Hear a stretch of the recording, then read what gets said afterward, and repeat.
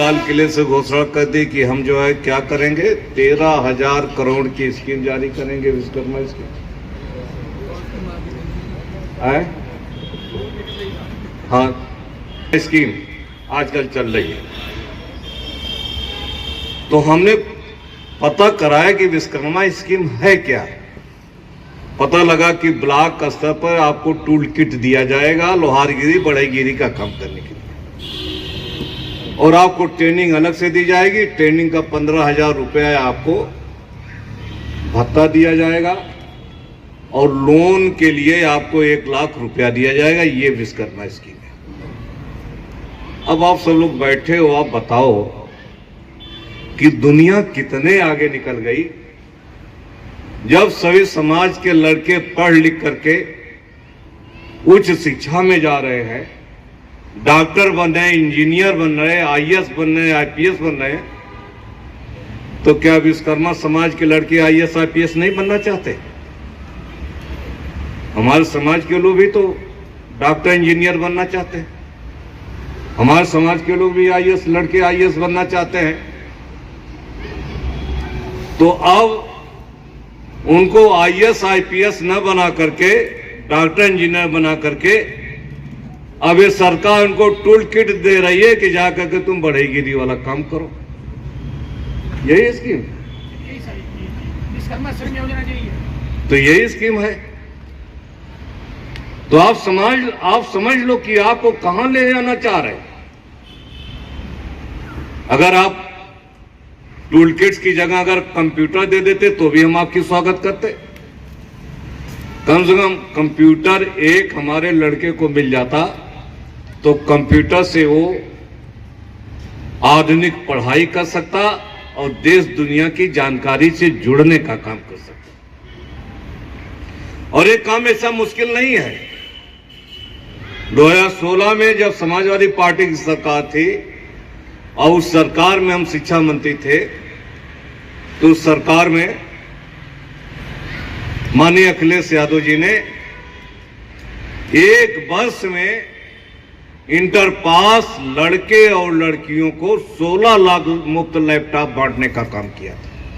16 लाख बच्चों को, पूरे सभी बच्चों को जो इंटर पास हो गए थे, लैपटॉप, मुफ्त लैपटॉप। उस लैपटॉप से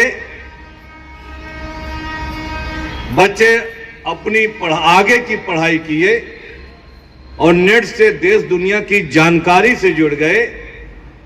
और जब लॉकडाउन, अब कोरोना काल में जब कोई रोजगार नहीं बचा, तो उसी से जन धन सेवा केंद्र खोल करके कुछ लड़कों ने रोजगार भी करने का काम कर दिया।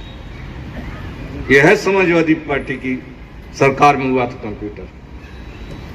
तो हम सरकार से कहते हैं कि आप टूल किट्स की जगह से अगर कंप्यूटर हमारे लड़कों को दे दो तो कम से कम हमारे लड़के भी कुछ कर ले।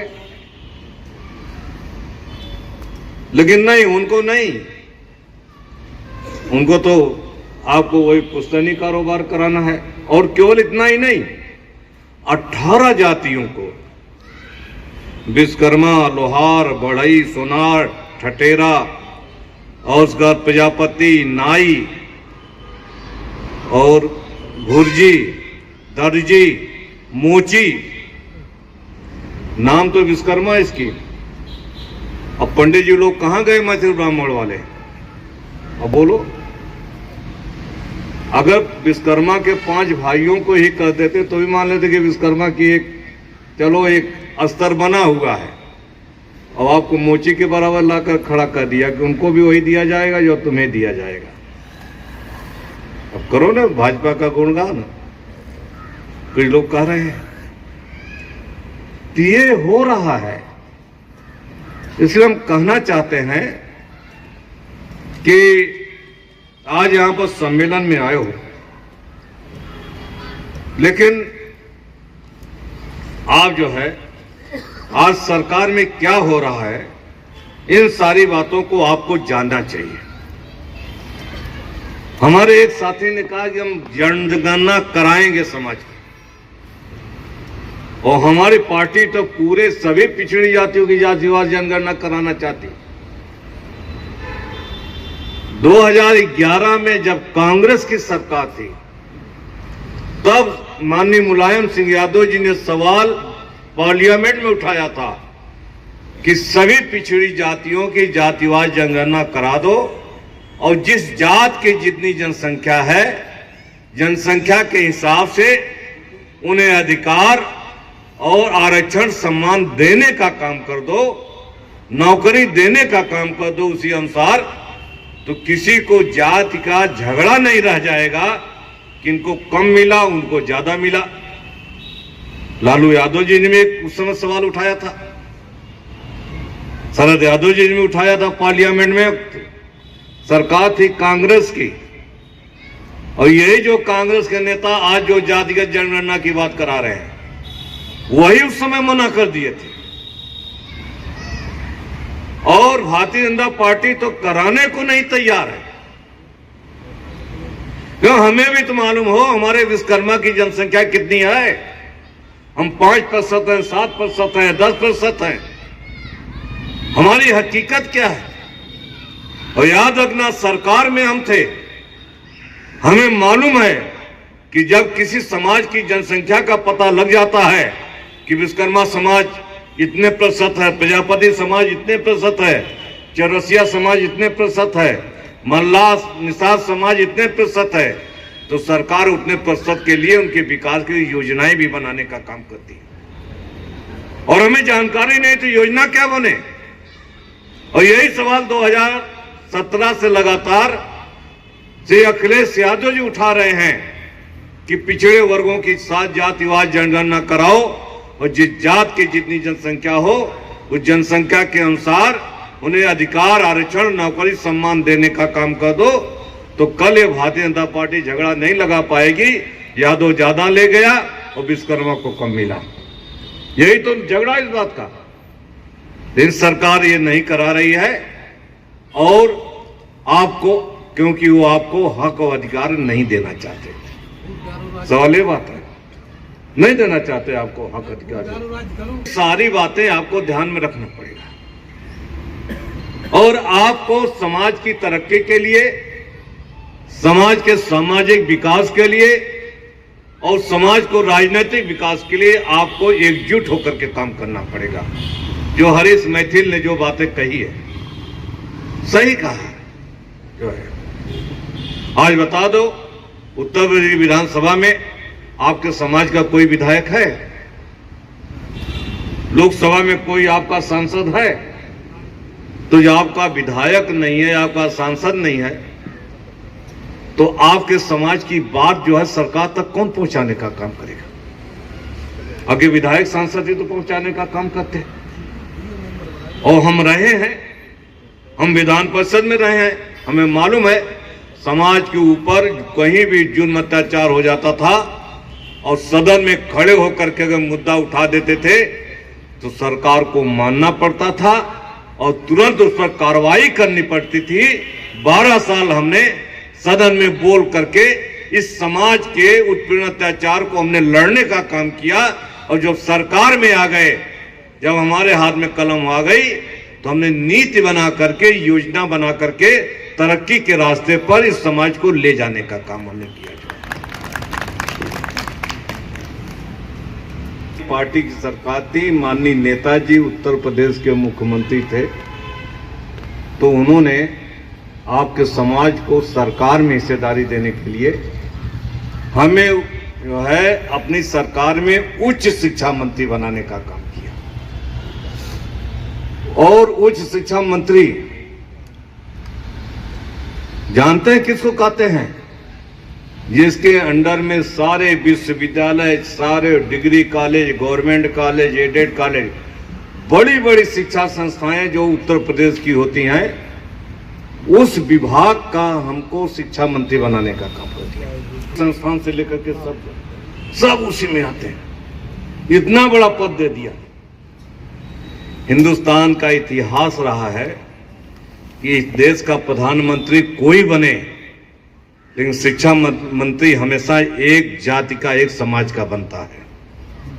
अब आप समझ जाओ, उत्तर प्रदेश का मुख्यमंत्री कोई बने, लेकिन उत्तर प्रदेश का शिक्षा मंत्री हमेशा एक समाज का, एक बड़े उच्च समाज का बनता है। उत्तर प्रदेश की राजनीति में श्री मुलायम सिंह यादव जी एक ऐसे नेता पैदा हुए कि उत्तर प्रदेश में मुख्यमंत्री बनने के बाद उत्तर प्रदेश का उच्च शिक्षा मंत्री एक पिछड़ी जात के विश्वकर्मा लोहार बढ़ई के बेटे को बना करके विश्वकर्मा समाज का इतिहास रखने का काम कर दिया और इतिहास में इस समाज का नाम लिखने का काम कर दिया। आज इस बात का है कि हमारे लोगों को इस बात का एहसास ही नहीं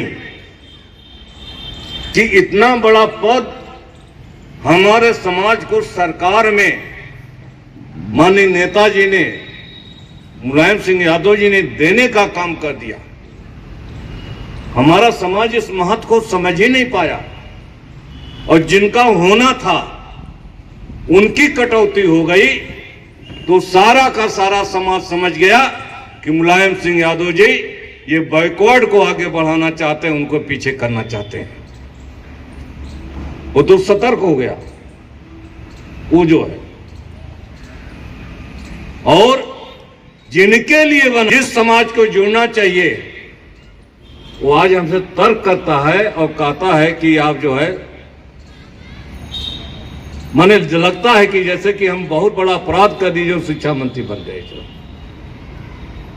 ऐसे हैं आपके समाज के लोग, के लोगों को तो खुश होना चाहिए।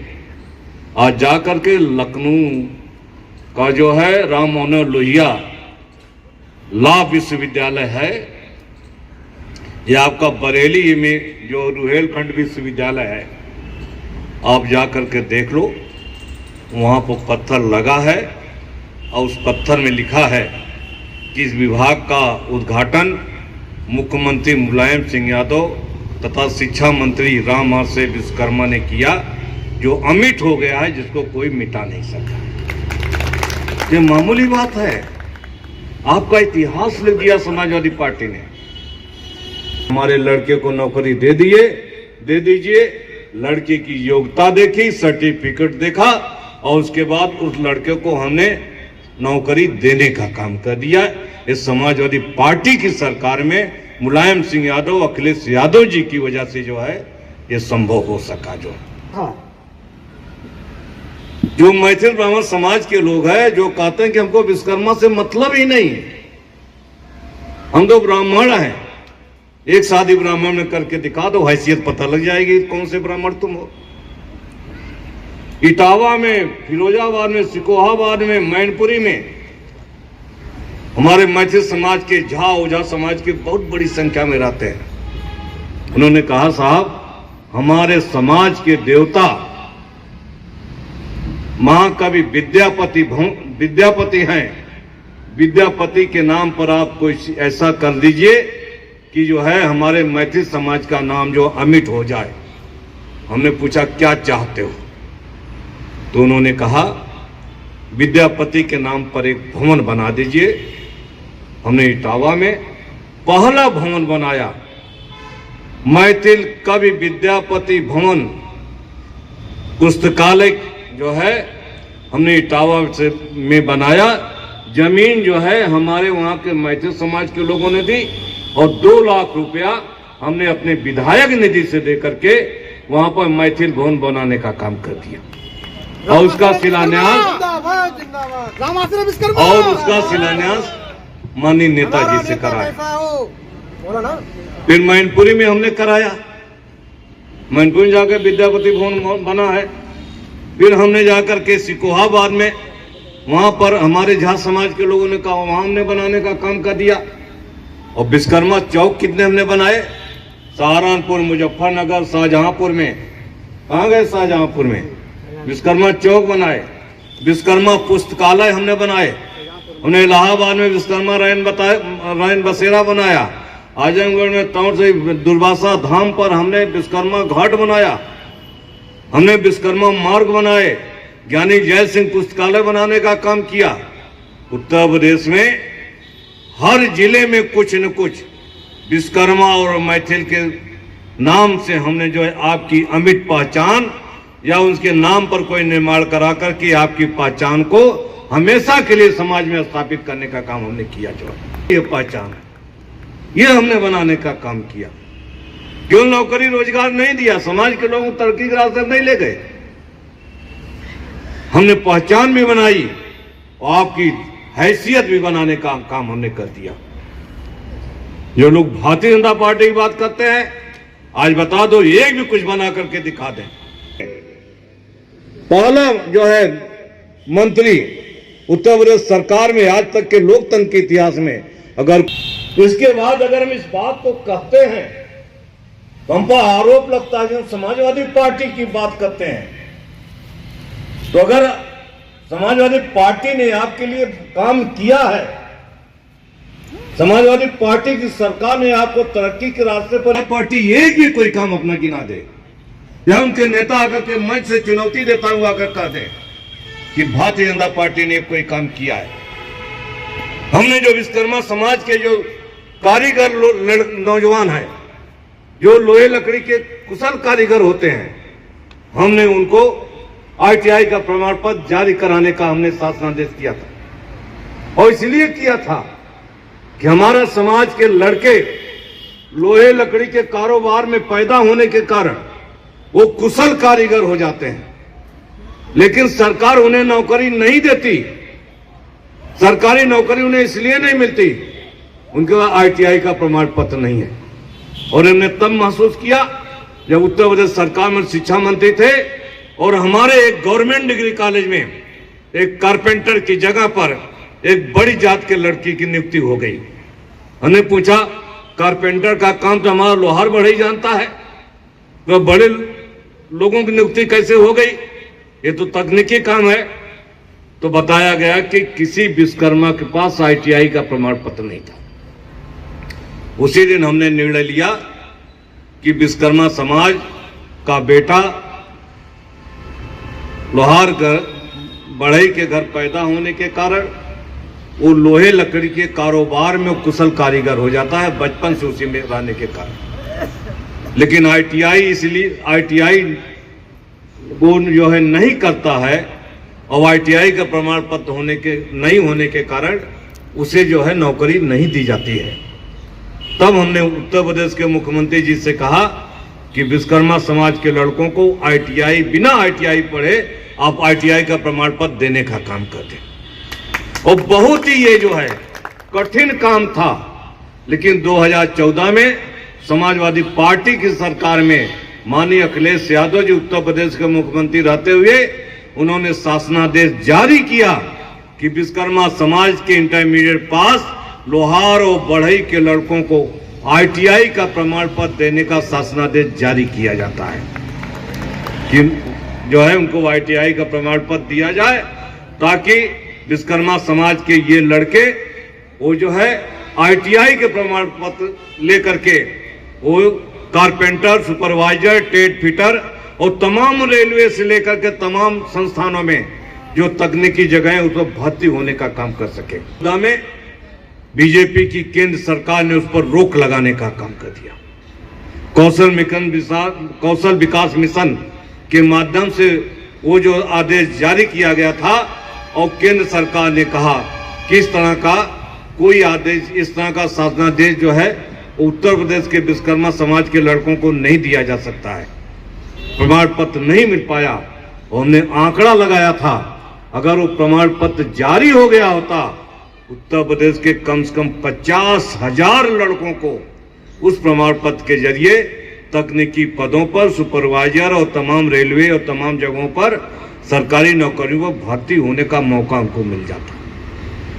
तो आपको ये भी सोचना चाहिए कि हम लोग सरकार में बैठ करके आपके लिए नीतियां बनाते हैं, आपके लिए योजनाएं चलाते हैं, और केंद्र में बैठे हुई भारतीय जनता पार्टी की सरकार उस पर रोक लगाने का काम करती है।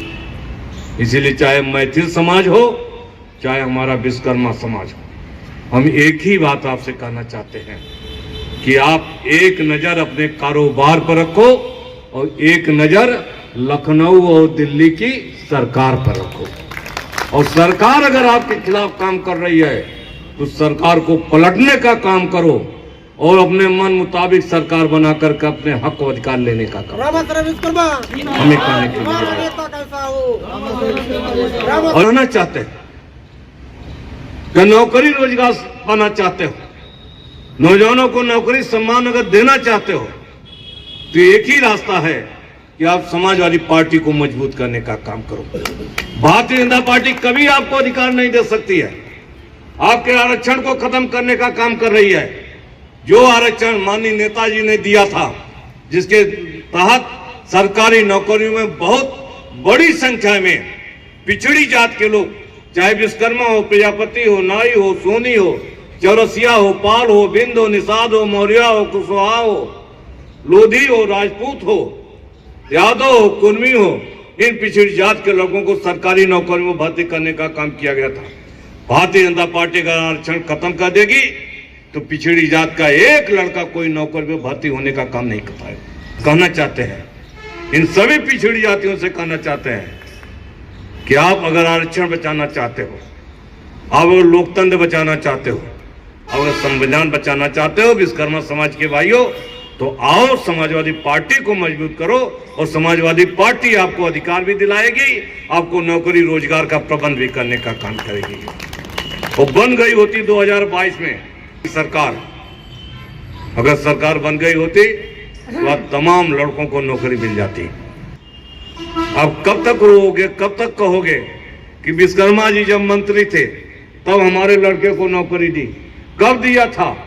2005 में, 2007 में। 7 के बाद अब जो है 17 साल हो गए। 17 साल में और कोई सरकार ने आपको नौकरी दी? हम समाज के थे इसलिए आपने नौकरी देने काम किया। और याद रखना, सरकार में कोई भी मंत्री बने, समाज का मंत्री बनता है तो समाज की पीड़ा को समझने का काम करता है और समाज के लोगों का काम, दर्द जो है वो दूर करने का भी काम करता है। कोई दूसरा नहीं दूर कर सकता है। बताओ आज हमारा मंत्री कहाँ है? आज हमारे समाज के बताओ आईएएस कितने हैं? हमारे समाज के आज आईपीएस कितने हैं? हमारे समाज के जज कितने हैं? हमारे समाज के विधायक कितने हैं? हमारे समाज के मंत्री कितने हैं? जब आप कहीं नहीं खड़े हो तो किस घमंड में हो आप? बताओ ना, आप किस घमंड में? और अगर नहीं आपको मिल रहा है तो आप लेने के लिए प्रयास क्यों नहीं करते? और प्रयास करने के लिए ये सब नेता बैठे हुए हैं जिन्होंने बहुत अच्छी अच्छी बातें कही। हमें खुशी हुई कि आज बरेली में हमारे, चाहे मैथिल समाज का व्यक्ति हो, चाहे मैं विश्वकर्मा समाज का व्यक्ति हो, तो उन्होंने बहुत ही मजबूती से और बहुत समझदारी से उन्होंने हमारे समाज के मुद्दों को उठाने का काम किया और मुद्दों पर चर्चा करने का काम किया। हम तो यही चाहते थे, हमने नेता जरूर बना दिया होगा, लेकिन ये जो है आज जो हमारे नेता लोग चर्चा कर रहे हैं, इससे हमें पूरा विश्वास हो चला है कि हम आगे, हम कहीं भी रहें, ये लोग हमारे समाज को आगे ले जाने का काम करेंगे, क्योंकि रास्ते पर जाएंगे। इसलिए विश्वकर्मा समाज के भाइयों, हम आपसे एक ही बात करना चाहते हैं।